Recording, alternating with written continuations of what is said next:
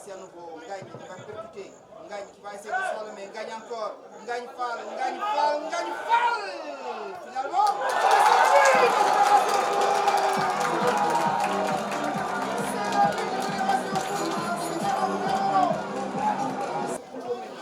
et là, ce but va changer la configuration du Tigre.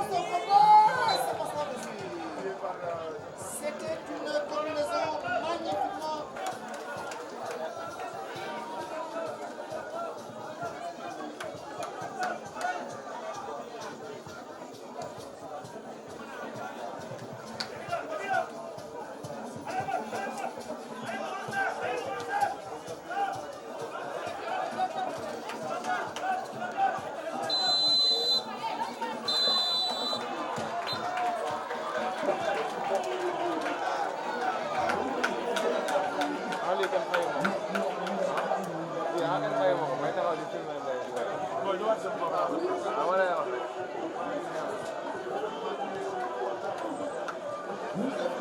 Camara tey ñu gis ne ràññeeku nga lu loolu si match tey bi premier mi-temps yomboon na soofoon na mais deuxième mi-temps da ngeen mettre le turbo 10 minutes 3 buts mën nga ñëwaatal si match bi. xamoon nañ match bi day difficile trop si ñun parce que Guédiawaye équipe la boo xam ne joué na ak ñoom match aller bi quoi match bi daa métti woon lool moo tax ñi match retour bi xamoon nañ day métti trop mais àddina quoi képp ku fi ñëw ñun moom on est prêt à jouer quoi mais Guédiawaye gis nañ dañoo amoon ki difficulté jouer si terrain parce que habitué wu ñu si quoi léegi ñun si lañ premier mi-temps méttoon na trop sax mais après deuxième mi-temps on a su kii quoi on ñëw nañ nànk ba am kii quoi score. waaw parce que premier but moo newoon suñu difficulté mais depuis que ñu dugal loolu rek après on s'est libéré quoi. ñu gis ne ren cette année da nga ràññeeku bu baax a baax mën nañu wax ne yaa actuel meilleur passeur championnat du Sénégal mën nga ñu ñëw yow say objectif personnel ak lan nga bëgg bu saison bi jeexee looy souhaité. voilà objectif personnel objectif collectif la quoi parce que boo gisee performance bi yëpp équipe bi moo tax waaw su may def li yëpp équipe bi moo tax saison bu jeexee moom. xam naa jour yëpp seen rêve loolu la quoi boo paree rek après dem Europe incha allah def nekk joueur professionnel incha allah. Amadou Diallo tey nga dugal 2 buts fii si Déni Biram Ndao ban contentement nga am. waaw kontaan naa trop parce que ça fait longtemps mu joué ma si yëpp dugaluma te gëjoon naa dugal man namoon ko trop aussi moo tax tey ñaari bii ma dugal ma kontaan si trop te xam naa ne gars yi itam kontaan nañ parce que yaakaaroon nañ si man lii itam. ñu gis ne tey deuxième mi-temps bi moo gën a dox ko premier mi-temps bi lan moo def différence bi.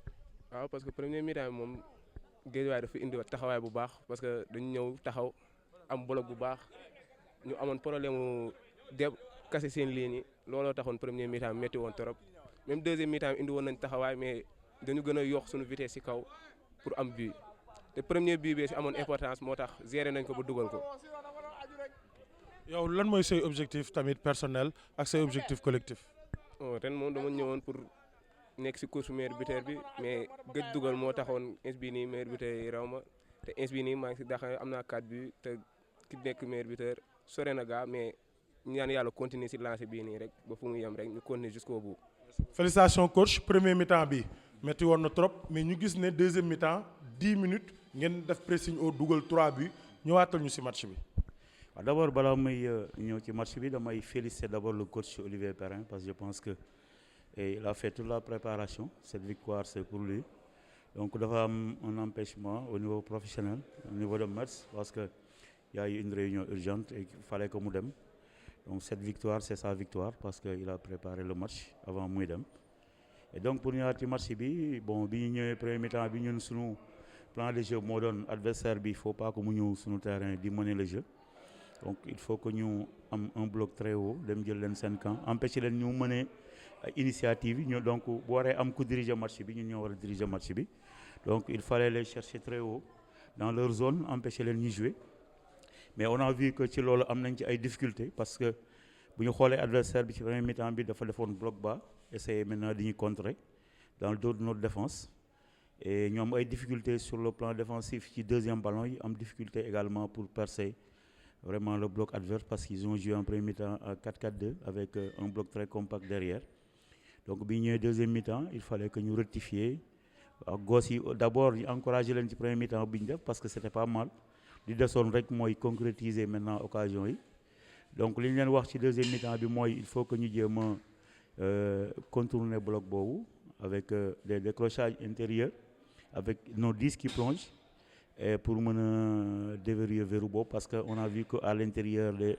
joueurs suivaient parce qu'il fallait que ñu dindi ligne de 4 boobu xëcc arrière bi ci biir pour am joueur bu mën a plonger ci côté bi et bi ñu ko defee vraiment gis nañ ñu am ay opportunité devant ba dugal 3 buts mais maintenant fausse note bi rek mooy le but bi ñu encaissé mais maintenant ce qu'il faut c'est féliciter les joueurs ci match bi ñu def parce que je pense que dans le contenu ils ont fait un bon match au plan offensif mais également aussi au plan défensif. Merci beaucoup. Coach, on peut dire félicitations bien vrai que le match a été trop entreprenant premier mi-temps bi gis nañ ne vous avez empêché ak seen bloc 4-4-2 bi Génération Foot mu joué deuxième mi-temps ngeen encaissé 3 buts ci 10 minutes. Vraiment jàpp naa ne def nga jàngat bi on peut pas prendre après avoir opposé à l'adversaire 45 minutes en 10 minutes on peut pas prendre 3 buts. C'est pas, ça veut dire qu'il y a un manque de concentration alors qu'effectivement ils étaient très endurants si consigné à la première période. Il fallait rester comme ça parce que xam nañu Génération Foot façon d'attaquer ces camps-là parce que dafa pente. Je les ai demandé de rester en bloc médian, mais malheureusement, ils ont reculé. Et effectivement, avec un peu la position axiale de nos latéraux, et ils ont su exploiter en faisant un bon déséquilibre quand même. Donc, moi, je les encourage et je les félicite. ñu gis ne tamit deuxième mi-temps bi si 3 bi nga encaissé dafa am lu ñuy woowee gestion d'émotion est-ce que mën nañ jàpp ne joueur Guédiawaye dañoo manque expérience moo tax teeluñoo gérer seen i émotion. Mais exactement, par exemple, football, comme nous avons dit, il y a des moments d'émotion. Des moments d'émotion, ça peut être une émotion positive ou négative. Il y a des émotions, quel que soit le mot, nous devons gérer. Malheureusement, nous, c'est un chantier, on a tendance vraiment à être bas dans les moments d'émotion. Donc, pour moi, chantier, pour les séances à venir, Inch'Allah.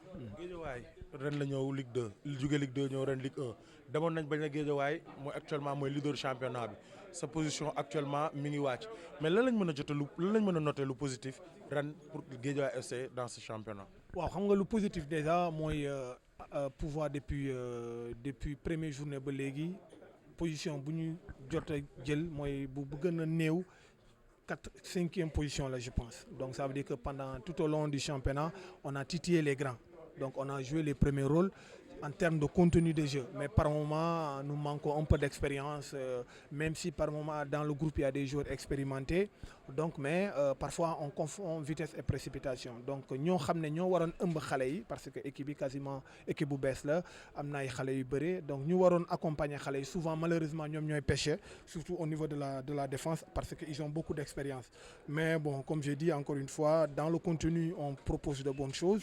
Maintenant, il va falloir être efficace sur le plan défensif car on prend beaucoup d'eau. Nous avons un problème, on encaisse beaucoup. Donc, chaque fois que nous encaissons, nous encaissons. Donc, il faut que nous fassions des choses pour pouvoir éviter ça dans les échéances à venir. Inch'Allah. Sunu ene nga ku la xamul xam na la grand Malal Junior Diagne ñu gis la tey sa stade yi comme ni ñu lay gisee sa stade Sénégal si week-end yi noo jàngatee ren championnat local bi engouement bi. Médiatisation bi ak niveau de jeu bi. am mbégte wax ak waa Seneweb bon championnat Sénégal bi je pense que mu ngi nekk ci tànku dellusiwaat fu mu waroon a nekk mooy mu am déjà sur le plan du jeu des équipes yoo xam ni dañoo structuré am niveau am encadrement ba pare di produire un beau jeu parce que si tu produis un beau jeu forcément le public dañuy dellusiwaat léegi boo xoolee dans tous les stades les week-ends le public est là. da ngay gis même bu ñu leen mënee sax dañuy ñëw di supporter di pousse parce que xam nañ ni équipe bi mën na def exploit def remontada parce que gars yi ñu ngi koy def ci championnat bi donc ça c'est une très bonne chose mu mën a indiwaat aussi retouru télévision traditionnelle yi ñoom ñoo manqué pour mën a propulser un peu le football sénégalais parce que ñi yore équipe yi ñu ngi def seen kéem kattan sur le plan de l'encadrement sur le plan des infrastructures boo xoolee ak sur le plan de l'organisation du championnat mais aussi saluer la maîtrise du calendrier de la ligue professionnelle. Ça permet que nous ayons un championnat régulier, de jouer chaque week-end L1, L2, N1, N2. Et ça permet aux joueurs qui sont au niveau local de s'aguerrir pour mener dem ci kaw. Jaajëf.